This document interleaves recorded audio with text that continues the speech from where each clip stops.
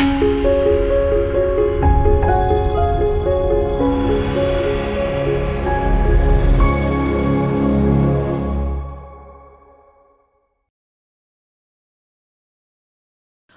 మాత్రం. నేను మీ journalist Navatha. Welcome to our voice. మీ అందరికీ తెలిసిందే 2020లో ఐబీ ఆఫీసర్ అంకిత్ శర్మను దారుణంగా కత్తిపోట్లతో చంపేసి శవాన్ని తీసుకెళ్లి కాలువలో పడేశారు.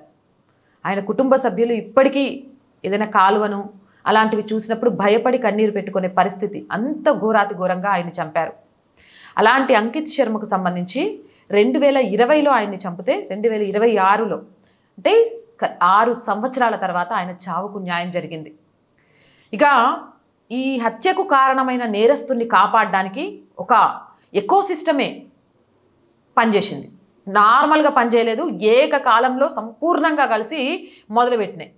రాజకీయ నాయకులు ఆయన్ని కాపాడడానికి ప్రయత్నం చేసిండ్రు. ఆప్కి సంబంధించి సంజయ్ సింగ్, మీ అందరికీ తెలిసే ఉంటుంది, తహీరే పోలీసులకు ఫోన్ చేశాడని కవర్ డ్రైవ్ చేసిండు.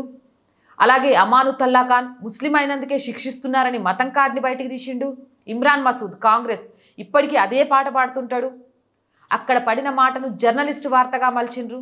అంటే రాజకీయ నాయకులకు వత్తాసు పలికే కొంతమంది జర్నలిస్టులు ఉంటారు కదా, నేరస్తులను కొమ్ముగాసేటోళ్ళు. రాణా అయ్యూబ్, సాక్షి జోషి, ఆదిత్య మీనన్, తహీర్ అమాయకుడు, అతన్ని అరెస్ట్ వెనుక మెజారిటీ ప్రివిలేజ్ ఉందంటే వ్యాసాలే రాసుకొచ్చిండ్రు.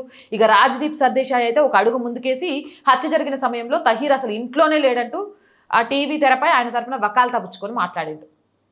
ఇక దీనికి సినీ ప్రముఖులు గ్లామర్ కూడా దొడిగి వైరల్ చేసిండ్రు. అంటే ఒక నేరస్తుని కాపాడడానికి ఒక ఎకోసిస్టమ్ ఎలా పనిచేసింది అని చెప్పడానికి నేను ఇవన్నీ చెప్తున్నా. జావేద్ అఖ్తర్ దీనికి మతం రంగు పూసిండు. విశాల్ దర్దాని అతనే ఎందుకు 5 సార్లు పోలీసులకు ఫోన్ చేస్తాడు, ఆయన అమాయకుడు కాబట్టే చేసిండని నటించిండు. స్వరభాస్కర్ ఒక ఫేక్ వీడియోను ప్రచారం చేస్తూ టైం లైన్ మీదకి తీసుకొచ్చిండు. కానీ చివరికి డిజిటల్ యంత్రాల ప్రచారం ముద్ర వేశాయి. ఇక మహమ్మద్ జుబేర్, ఆల్ట్ న్యూస్ అయితే ఆ ఫేక్ వీడియో నిజమైందని ఫ్యాక్ట్ చెక్ పేరిట ధృవీకరించిండ్రు కూడా. అర్ఫా ఖనం ది వైర్ పరారీలో ఉన్న తహీర్తో ఎమోషనల్ వీడియోలు రికార్డ్ చేసి అతడిని కాపాడే ప్రయత్నం చేసింది. ఒక్క నేరస్తుని కాపాడడానికి రాజకీయ నాయకుడు, మీడియా, సినీ సెలబ్రిటీలు ఎన్ని రకాల విక్టిమ్ కార్డులు వాడాలో అన్ని రకాల విక్టిమ్ కార్డులు వాడి కాపాడడానికి ప్రయత్నం చేసిండ్రు. కానీ చెప్పా కదా, నిజాన్ని ఎక్కువ కాలం దాయలేము, అబద్ధంతో జీవితం మొత్తం వెల్లదీయలేము. ఖచ్చితంగా ఏదో ఒక రోజు నిజం బయటకు వస్తుంది. తప్పు చేసిన వాడికి శిక్ష పడక తప్పదు. ఒకడు విసిరిన అబద్ధాన్ని ఇంకొకడు వార్త చేస్తే, మరొకడు వైరల్ చేస్తే, ఆఖరి యంత్రం దానికి నిజాయితీ అనే రంగు పూసేందుకు ప్రయత్నం చేసింది. కానీ చివరికి ఏం జరిగింది? కట్ చేస్తే 2026 ఢిల్లీ కోర్టు హ్యూమర్ టేబుల్ మీద గట్టిగా పడింది. తాహిర్ హుస్సేన్తో పాటు ఆయనతో పాటు ఉన్న 5గురికి కూడా యావజ్జీవ కారాగార శిక్ష విధించింది.